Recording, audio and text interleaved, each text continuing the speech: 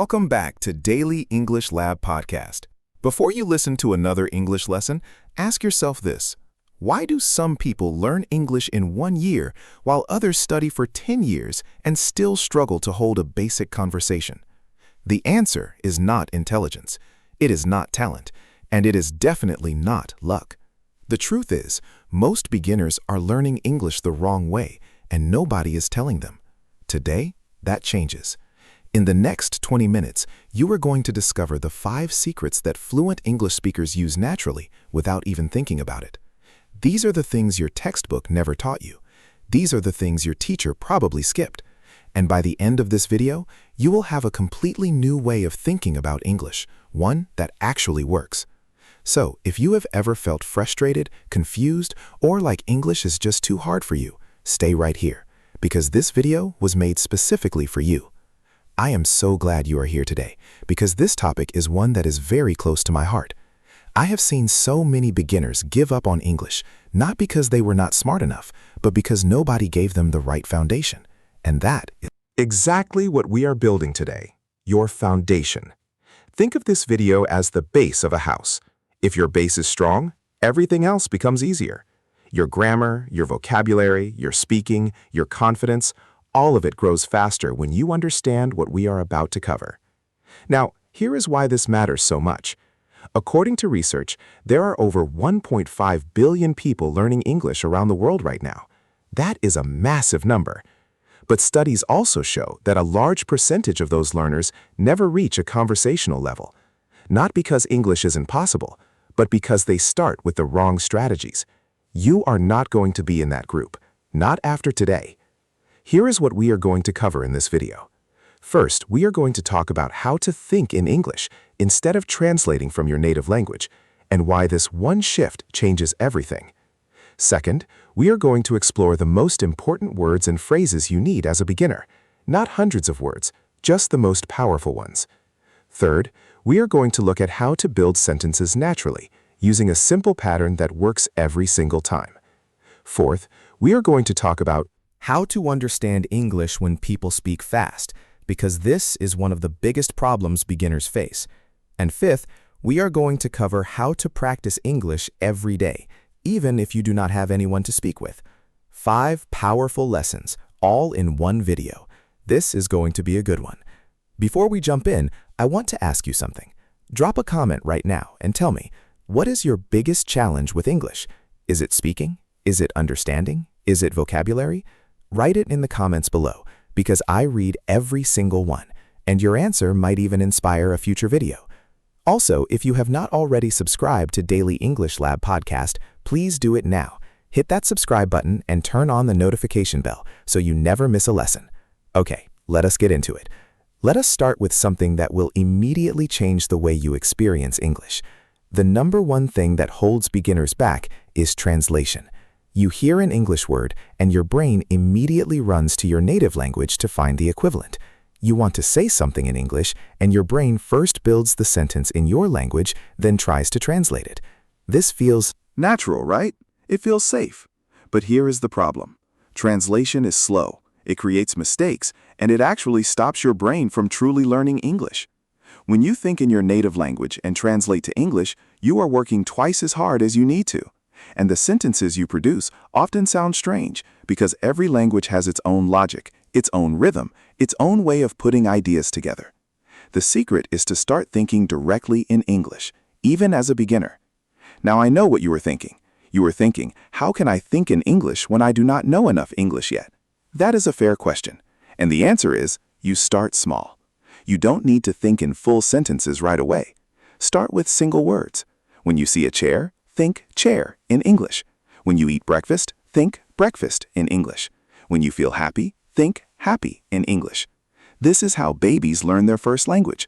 They connect words directly to experiences, not to other words. And you can do the same thing. Here is why this matters in real life.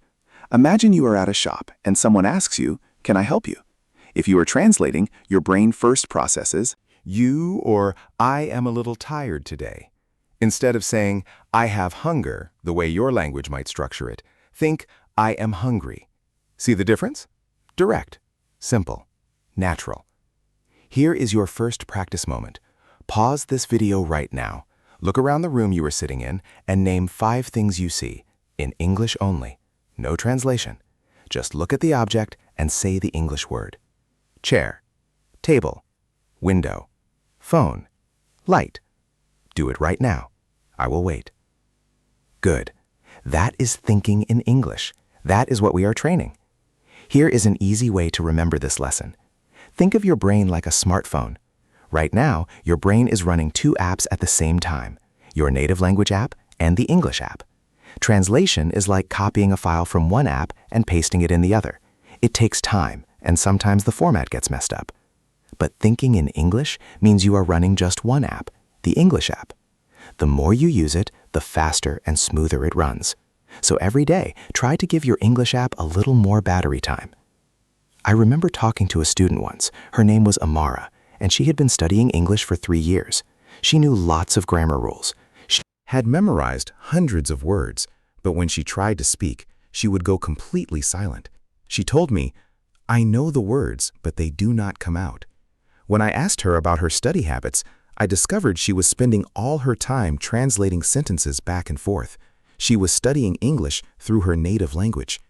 The day she started practicing thinking directly in English, even just for 5 minutes a day, everything shifted. Within weeks, she was forming sentences faster. Within months, she was having real conversations.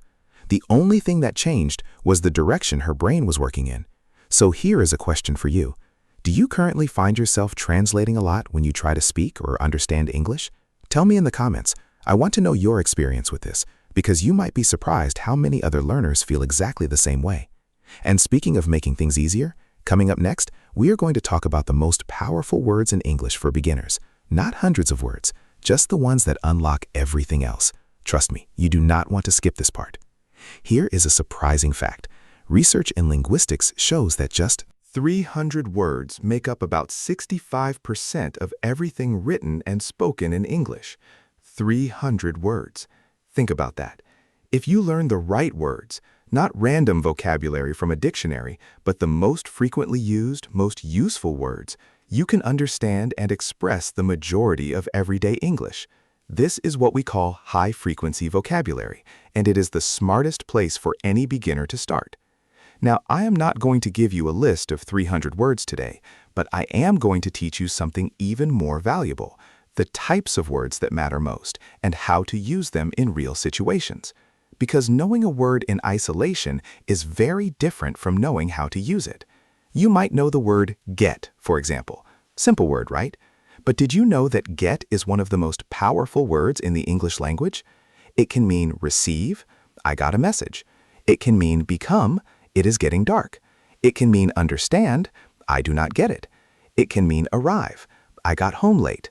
One word, so many meanings, so much power. Why does this matter for you as a beginner? Because when you focus on learning words like this, words that work in many different situations, you get more value from every word you learn. Instead of memorizing 50 specific words that you might use once a month, you master 10 flexible words that you can use every single day in dozens of different ways. That is how you grow faster. One of the biggest mistakes beginners make is chasing vocabulary. They buy vocabulary books. They download apps with thousands of words. They try to memorize 20 new words every day, and at the end of the month, they have forgotten most of them, and they still cannot hold a conversation. Why? Because vocabulary without context is just noise. Words stick in your memory when you use them, hear them, and see them in real situations. That is the difference between passive vocabulary, words you recognize, and active vocabulary, words you can actually use. Let me show you some examples of high-frequency words and how flexible they are. The word make. You can make a mistake, make a decision, make dinner, make friends, make sense. One word, completely different situations. The word take. You can take a break, take a photo, take your time, take a bus, take care. The word go. You go to work, things go wrong, food goes bad, a story goes like this. The word come. Something comes easy. You come from somewhere. An idea comes to you. You come back later. These are not fancy words. They are simple, but they are everywhere in English, and knowing how to use them flexibly is what separates beginners who struggle from beginners who progress. Here is your practice moment. Think of 3 sentences using the word make, and the 3 sentences should be about different parts of your life. For example, one about food, one about a decision, and one about a mistake. Pause the video and try it now. Come on, 3 sentences. Do not worry about being perfect. Just try. Great. Even if your sentences were not perfect, you just practiced using a high-frequency word in multiple contexts. That is real learning. Here is a memory trick to help you focus on the right vocabulary. Think of high-frequency words as keys. One key opens one door, but the right keys, the master keys, open many doors. Every time you learn a new English word, ask yourself, how many doors does this word open? How many different situations can I use it in? If the answer is many, that is a master keyword. Learn it deeply. Use it every day. Make it yours. Once met a man at an English workshop. He had been in an English-speaking country for 2 years and could barely communicate. He was embarrassed. He said, "I study every day, but nothing works." When I looked at how he was studying, he was memorizing words like philanthropist and ubiquitous from an advanced vocabulary list someone had given him. Beautiful words, totally useless for a beginner trying to ask for directions or chat with a neighbor. When we switched his focus to high-frequency, flexible words, he started having real conversations within a few months. Sometimes the problem is not how hard you are working, it is what you are working on. What high-frequency words do you already know and use well? Comment below and share your favorite English word, the one you feel most comfortable using. Let us build a little vocabulary list together in the comment section. I love seeing what words my viewers are working with. But knowing the right words is only part of the puzzle. Now we need to talk about how to put those words together, how to build sentences that actually make sense. And I have a simple pattern that is going to make this so much easier for you. Let us go. Building sentences in English feels overwhelming for a lot of beginners. There are so many rules. Tenses, articles, prepositions, word order. It can feel like you are trying to solve a puzzle with 100 pieces and no picture to guide you. But here is something nobody tells you early enough. English sentence structure is actually one of the most logical and consistent in the world. And once you understand the basic pattern, you can build thousands of different sentences using the same simple formula. The core of almost every English sentence is this: subject, verb, object. Someone does something to something. That is it. That is the skeleton of the English language. The boy kicked the ball. Subject, the boy. Verb, kicked. Object, the ball. I love English. Subject, I. Verb, love. Object, English. She made a mistake. Subject, she. Verb, made. Object, a mistake. When in doubt, go back to this pattern. Subject, verb, object. It works in the present, in the past, in the future. It works in questions, in statements, in negative sentences. It is your foundation. This matters so much because one of the biggest reasons beginners make errors is not because they do not know the Words, it is because they put the words in the wrong order. In many languages, the verb comes at the end of the sentence, or the subject comes after the verb. In English, the subject almost always comes first. And when you internalize this pattern, your sentences automatically sound more natural. The most common mistake beginners make with sentence structure is directly copying the word order from their native language. For example, in some languages you might say something that translates word for word as, "Yesterday I to the store went." But in English we say, "Yesterday I went to the store." Same words, different order, and that order makes all the difference. Another common mistake is forgetting the verb to be. In some languages, you do not need to say, "I am tired." You just say, "I tired." But in English, that verb to be is always there, and leaving it out makes the sentence sound broken. Let me give you 4 examples of the subject, verb, object pattern in real life. You want to tell someone your daily routine.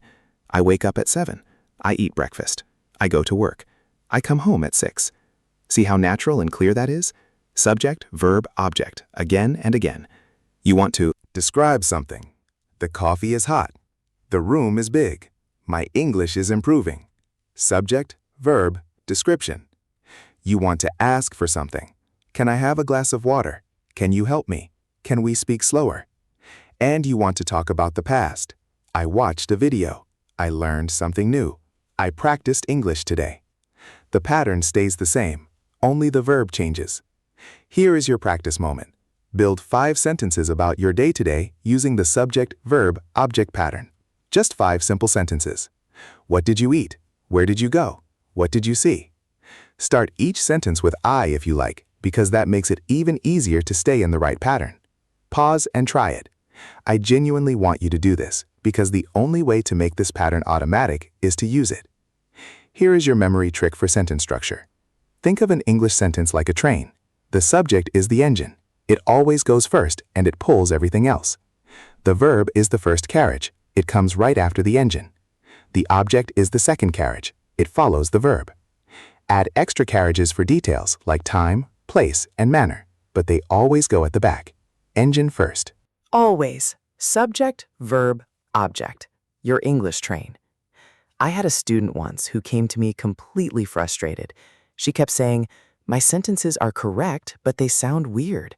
She knew her grammar rules, she could explain them, but her sentences still felt off. When I listened to her speak, I realized she was putting her verbs in the wrong place, a habit carried over from her native language. We spent just 1 week doing nothing but subject, verb, object drills, just building simple, correct sentences every day. And it was like a door opened. Her sentences started sounding natural. Her confidence shot up. Her whole relationship with English changed, just from mastering that one foundational pattern. Do you ever feel like your sentences sound correct but not quite natural? That is a very common experience, and it is almost always about word order. Tell me in the comments, what language is your native language? I am curious to see the variety in our community, and it also helps me understand what specific challenges you might be facing. Now, you have got your sentence structure down, but what happens when real people speak English? Fast, connected, full of contractions and Shortcuts? That is where so many beginners hit a wall. And that is exactly what we are covering next. It is one of the most practical things I am going to teach you today. Here is something that every beginner experiences at some point, and almost all of them find it shocking. You study English for months. You can read. You can write. You feel pretty good about yourself. Then you watch an English movie, or you listen to a native speaker talk, and suddenly, nothing.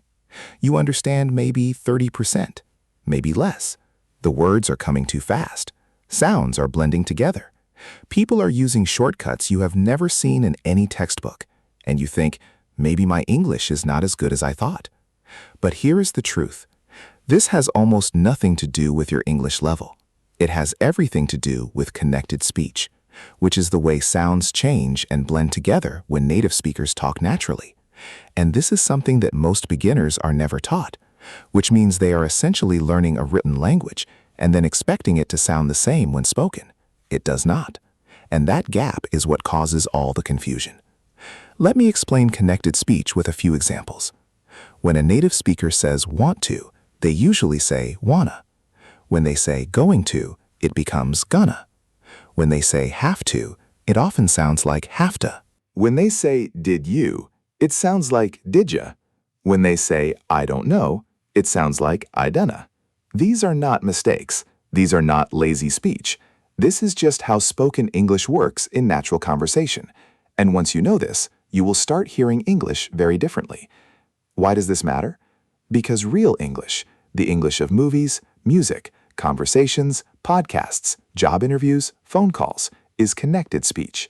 If you only train your ears with slow, textbook English, you will always struggle to understand real communication.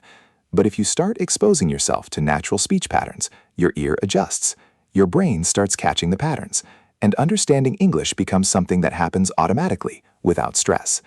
The most common mistake beginners make here is avoiding fast or natural English because it feels too difficult. They stick to slow, clear speech only, and while that is a good starting point, it creates a comfort zone that eventually becomes a trap. The other mistake is expecting every word to be perfectly clear and distinct when listening. In real conversation, sounds blend, drop, and change. If you are listening for every individual word, you will miss the meaning. Instead, train yourself to listen for chunks, phrases, and ideas, not individual words. Here are some examples of how connected speech works in everyday situations.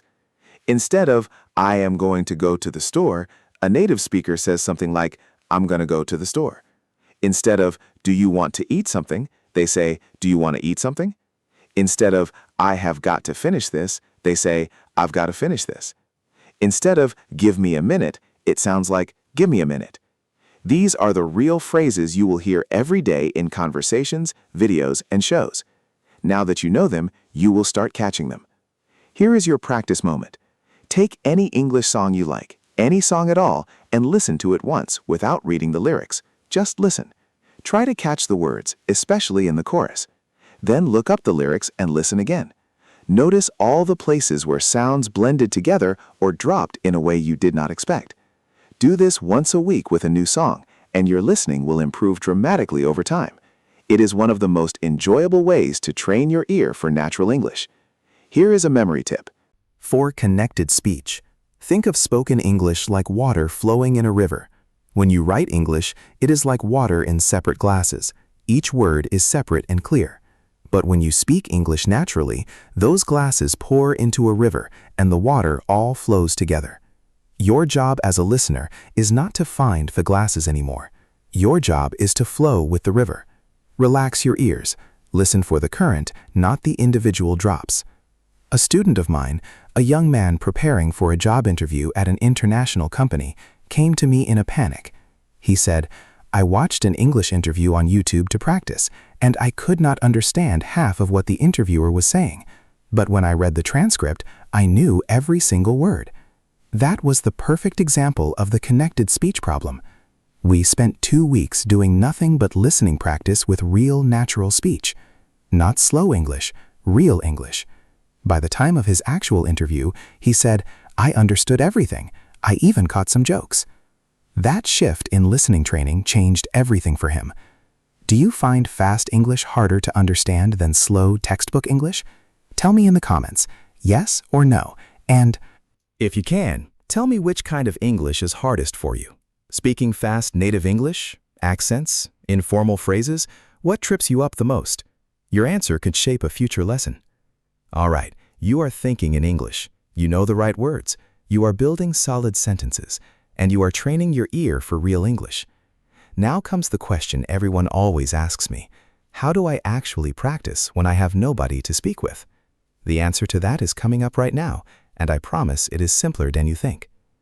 One of the most common things I hear from English beginners is this. I would practice speaking, but I have nobody to talk to, and I completely understand that feeling. Not everyone lives in an English-speaking country.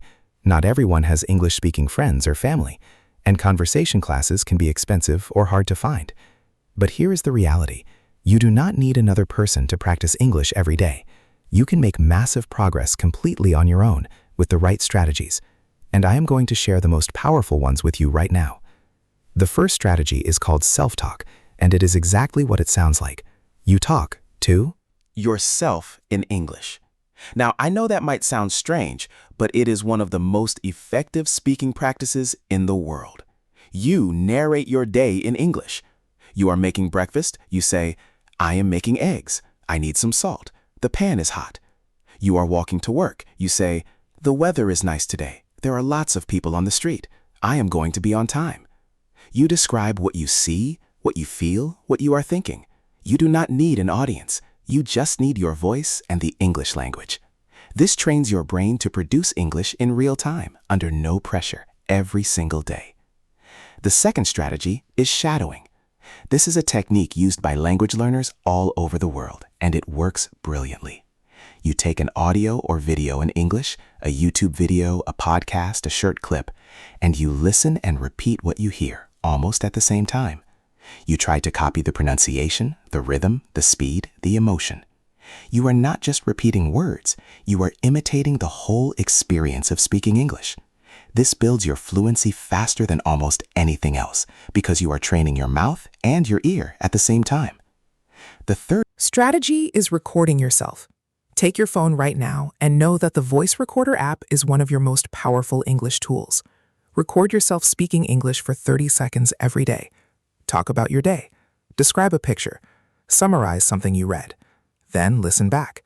You will immediately hear things you want to improve: pronunciation, rhythm, pauses. And over time, when you listen to recordings from 2 months ago compared to today, the progress will motivate you more than anything else can. The mistake most beginners make with solo practice is waiting until they feel ready to practice speaking. They say, "I will start speaking when my vocabulary is bigger," or "I will practice when my grammar is better." But speaking practice is what makes your vocabulary grow faster and your grammar improve. It is not the reward at the end. It is the method itself. Start speaking now, even if it feels messy, especially if it feels messy. Messy practice is how fluency is built. Let me give you a practical daily practice plan. In the morning, spend 5 minutes doing self-talk while you get ready, while you brush your teeth, while you make coffee, while you choose your Clothes. Describe everything in English. During the day, whenever you have 5 minutes free, do a shadowing exercise with a short video clip. In the evening, record yourself speaking for 60 seconds about something you did today or something you were thinking about. That is it. That is 15 to 20 minutes of practice, broken into small pieces that you can fit into any lifestyle. Here is your practice moment, and it starts right now. After this video ends, I want you to take out your phone and record yourself for 60 seconds. Tell your phone your name, where you are from, how long you have been learning English, and what your biggest goal with English is. Just 60 seconds. No script, just talk. If you make mistakes, keep going. The goal is not perfection. The goal is production. Here is your memory trick for daily practice. Think of English like a muscle. You cannot build a muscle by reading about exercise. You have to actually lift the weights every day, even if they are small weights. Self-talk is your daily workout. Shadowing is your technique training. Recording is your progress check. And rest days? They are allowed, but not too many. Consistency beats intensity. Every single time. A little English every day will always beat a lot of English once a week. I want to tell you about something that happened to me personally when I was building my own language skills. I was learning a new language, and I felt completely alone in the process. Nobody around me spoke it. I had no class, no partner, no money for a tutor, so I started talking to myself. On the bus, in the mirror, while cooking. It felt ridiculous at first. I thought, this cannot actually be helping. But after 2 months, something magical happened. Words started coming out faster. Sentences were forming before I even consciously thought about them. The language was becoming automatic because I had been using it so consistently in so many small moments that my brain had started treating it as a normal part of daily life. That is exactly what can happen for you with English. How do you currently practice English on your own? Do you have a daily routine, or do you practice whenever you remember? Let me know in the comments, and if you have a creative practice method that has worked for you, please share it, because you might help someone else in this community who is looking for ideas just like yours. Now, let us talk about the 3 most common mistakes that beginners make. Not the minor grammar slips, but the real errors that hold people back the most. These are the mistakes I see again and again across learners from every background and every language. And knowing about them right now is going to save you a huge amount of time and frustration. The first big mistake is being afraid of making mistakes. And I know that sounds ironic, making a mistake about mistakes, but it is real. So many beginners stay silent because they are afraid of saying something wrong. They do not speak in class. They do not try to talk to native speakers. They do not practice out loud. And because they never take the risk, they never get the feedback, and they never improve. Here is what you need to understand. Every fluent English speaker you admire made thousands of mistakes on the way to fluency. Mistakes are not the opposite of learning. Mistakes are how learning happens. The correct example is speaking and being corrected. The incorrect approach is staying silent to avoid being corrected. One of those paths leads to fluency. The other one leads to frustration. The second big mistake is learning grammar rules in isolation. Beginners spend hours memorizing grammar charts, present perfect, past continuous, conditional sentences, without ever using them in real communication. They can tell you the rule, but they cannot use it naturally in a conversation. Grammar is a tool, not a subject. You learn to use a hammer by hammering things, not by reading about hammers. Learn grammar through examples, through stories, through sentences you actually want to say. When you learn a grammar point, immediately connect it to your own life. Make 3 sentences about yourself using that grammar. That is how it sticks. The third big mistake is inconsistency. This is the one that stops more people than anything else. Learners are enthusiastic for the first 2 weeks. They watch videos every day, they practice hard, they feel motivated. Then life gets busy, they miss a few days, and slowly English gets pushed to the side. Then they feel guilty, then overwhelmed, and then they quit. The solution is not motivation. Motivation is not reliable. The solution is habit. Make English so small and so simple to practice daily that skipping it actually feels harder than doing it. 5 minutes of English every morning is infinitely more valuable than 5 hours of English once a month. Build the habit, protect the habit, trust the habit. All right, let us bring everything together with a quick recap of what you have learned today. Number 1, stop translating and start thinking in English, even just with simple words and phrases. The more you think in English, the more natural your English becomes. Number 2, focus on high-frequency, flexible vocabulary. Learn words that open many doors, not obscure words that barely get used. Number 3, master the subject-verb-object sentence pattern. It is the engine of the English language, and once it becomes automatic, your sentences will sound much more natural. Number 4, train your ear for connected speech. Real English sounds different from textbook English, and the sooner you expose yourself to natural conversation, the sooner your listening will improve. And number 5, practice every single day, even if just for a few minutes, even if you are alone. Self-talk, shadowing, and recording are your most powerful solo practice tools. You have done something today that a lot of people never do. You showed up. You committed 20 minutes to your English learning. And the fact that you are still here, right at the end of this video, tells me something about you. You are serious about this. You are not looking for a shortcut. You are looking for real progress. And that is exactly the kind of learner who succeeds. Every single lesson in this video is something you can start using today. Not tomorrow, not after you finish one more textbook, today. The moment this video ends, pick one thing, just one, and apply it. Talk to yourself in English for 5 minutes. Think of 5 high-frequency words and make sentences. Record your voice for 60 seconds. Start small. Start now. Thank you so much for spending this time with me on Daily English Lab Podcast. If this video helped you even a little bit, please give it a thumbs up. It really does help more people find this content, and that means more beginners get the help they need. And if you are not yet subscribed, please subscribe right now and hit that notification bell so you never miss a new lesson. We drop new content regularly, and every video is designed to move your English forward in a real, practical way. In the next video, we are going to talk about something that every beginner asks about, but almost nobody teaches well. How to actually start a conversation in English, what to say in the first 5 seconds, and how to keep a conversation going even when you think you have run out of things to say. If that sounds useful to you, you do not want to miss it. Subscribe so you get notified the moment it goes live. And remember, at Daily English Lab Podcast, we believe that your English is not broken. It is just growing. And every day you show up, every day you practice, every day you try, you are getting better, even when it doesn't feel like it. Keep going. You are closer than you think. I'll see you in the next one.